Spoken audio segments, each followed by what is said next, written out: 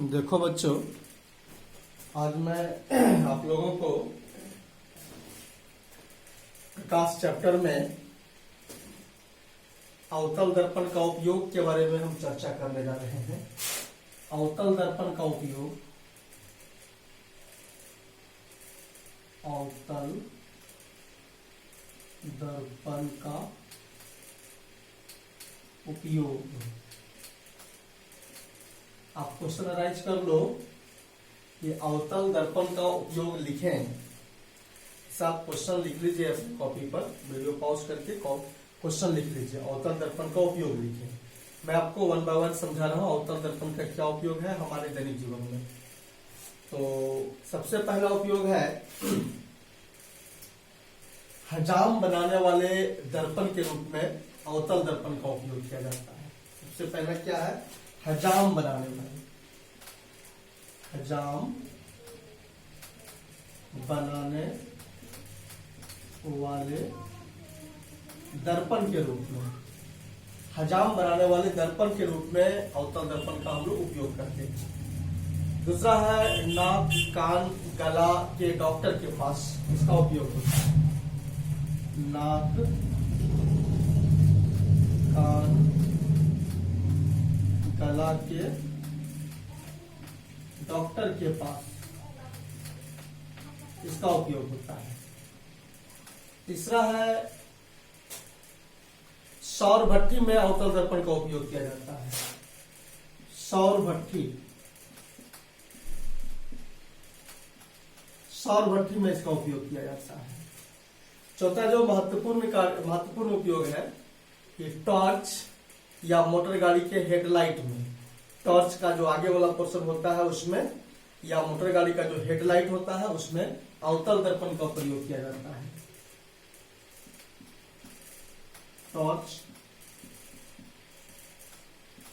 Motor गाड़ी के headlight में इसका प्रयोग किया जाता है। यह इसका मुख्य प्रयोग है, मुख्य उपयोग है। आप इसको याद रखिएगा। अवतल दर्पण का उपयोग हजाम बनाने वाले दर्पण के रूप में, नाक, कान, गला के डॉक्टर के पास इसका उपयोग होता है। सौर भट्ठी में इसका उपयोग होता है। टॉर्च या मोटर गाड़ी का जो हेडलाइट होता है उसमें इसका उपयोग किया जाता है। अब है उत्तल दर्पण का उपयोग। क्वेश्चन आप राइज कर लें। उत्तल दर्पण का उपयोग लिखें। उत्तल दर्पण का उपयोग लिखें।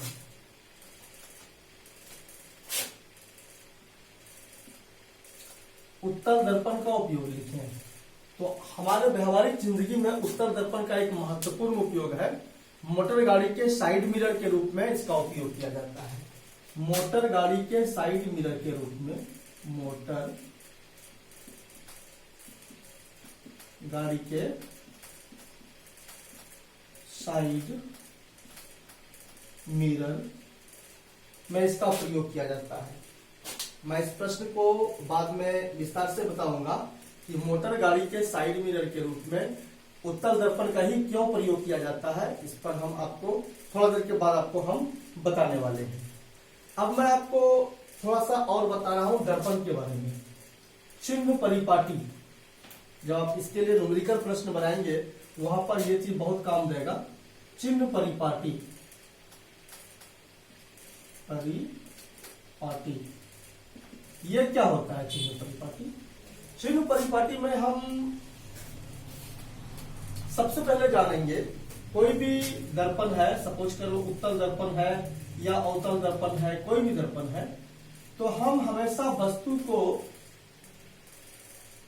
दर्पण के बाईं ओर रखते हैं। याद रखिएगा, नोट कर लीजिए इसे कॉपी में। वस्तु हमेशा दर्पण के बाईं ओर ही रखी जाती है। दर्पण के बाईं ओर, चाहे वो उत्तल दर्पण हो या अवतल दर्पण हो। दूसरी बात, जो किरण आरेख हम लोग खींचते हैं वह किरण आरेख हमेशा बाईं से दाईं ओर ही आती है। बाईं से दाईं ओर, लेफ्ट टू राइट आती है। याद रखिएगा, ये दो महत्वपूर्ण बात। उसके बाद जो हमें याद रखने की चीज है वो ये है कि कोई भी दर्पण है, दर्पण का जो ध्रुव है उसको हम लोग मिडिल पॉइंट मानते हैं। मध्य बिंदु मानते हैं, ठीक है। और यहां से बाईं ओर की सारी दूरियां निगेटिव होती है, हालांकि याद रखिएगा मध्य बिंदु के मतलब दर्पण के ध्रुव के बाईं ओर की सारी दूरियां निगेटिव होती है, मध्य बिंदु के दाईं ओर की सारी दूरियां पॉजिटिव होती है, ये बात याद रखिएगा। ठीक उसी प्रकार से मध्य बिंदु से ऊपर की सारी दूरियां पॉजिटिव होती है और फिर मध्य बिंदु से नीचे की सारी दूरियां निगेटिव होती है, ये बात याद रखिएगा। यदि आप ये तीनों चारों बात याद रखते हैं तो आपको बहुत आसानी से सवाल बनाने में काम आएगा। मैं इसको और अच्छे से फ्रेश करके बता देता हूं। आप ग्राफ में कार्टेशियन प्लेन में आप ऐसे पढ़ते होंगे, ये एक प्लेन होता है, इसमें ऐसे हम लोग लिखते हैं ये एक्स डैश, ये वाई डैश होता है। ये जो बीच का होता है इसको हम लोग कहते हैं ऑरिजिन, मूल बिंदु कहते हैं इसको। तो आप क्या करते हैं इसमें, मूल बिंदु के बाईं ओर की सारी दूरियां नेगेटिव, मूल बिंदु के बाईं ओर की सारी दूरियां पॉजिटिव, मूल बिंदु से ऊपर की सारी दूरियां पॉजिटिव और मूल बिंदु से नीचे की सारी दूरियां निगेटिव होती है, ठीक है। तो इसी प्रॉपर्टी का इस्तेमाल करते हैं हम लोग किसी भी दर्पण में, उत्तल दर्पण रहे, अवतल दर्पण रहे, इवन लेंस की भी जब बात करेंगे तो वहां पर भी यही थ्योरी काम करेगा, ठीक है। वहां पर हम फिर से एक बार चर्चा करेंगे। तो मैं मुख्य बात को यहां पर लिख देता हूं, मूल बिंदु से बाईं ओर की दूरियां ऋणात्मक होता है, ऋणात्मक होता है। नंबर 2, फिर उसी प्रकार से मूल बिंदु से दाईं ओर की दूरियां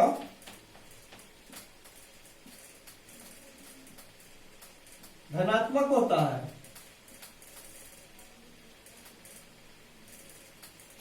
ठीक है। फिर उसी प्रकार से मूल बिंदु से ऊपर की ओर की दूरियां धनात्मक, ठीक है। और चौथा है मूल बिंदु से नीचे की ओर की दूरियां ऋणात्मक होती है। यह बात आप याद रखिएगा। तो आपको जो इस पर हम न्यूमेरिकल प्रश्न बनाएंगे उसमें आपको सवाल बनाने में बहुत काम आएगा।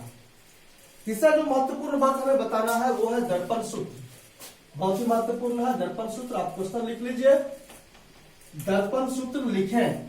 ये तो दर्पण सूत्र को हमें अभी प्रमाणित करना पड़ता था पहले, लेकिन आज के डेट में ये परीक्षा के दृष्टिकोण से इसका प्रमाण महत्वपूर्ण नहीं है, हमें सिर्फ जानना चाहिए। दर्पण सूत्र, दर्पण सूत्र, दर्पण सूत्र होता है 1/v plus 1/u equal to 1/f। ये होता है दर्पण सूत्र। जहां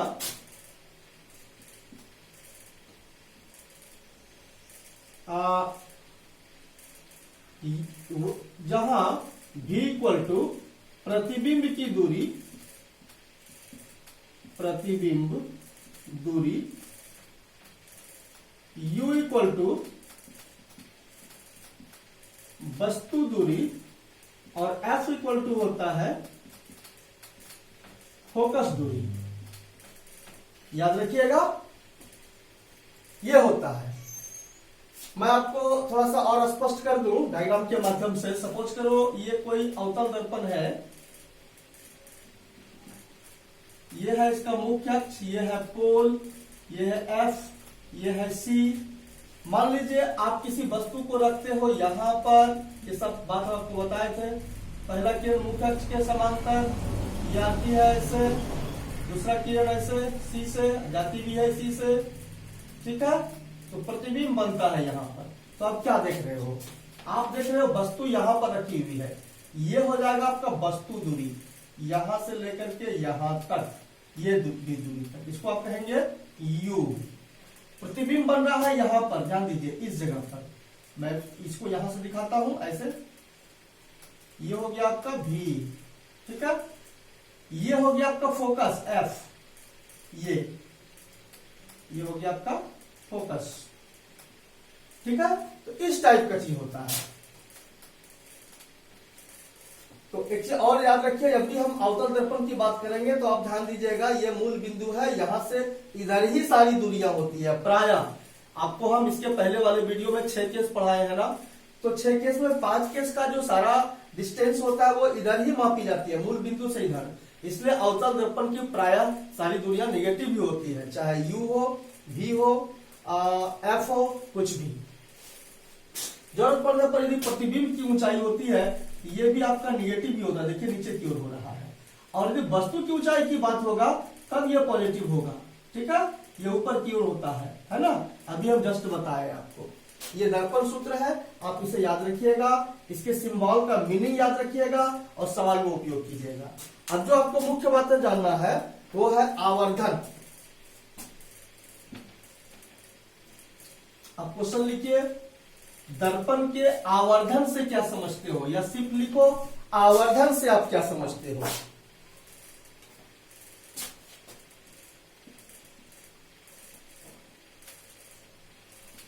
आवर्धन, ठीक है,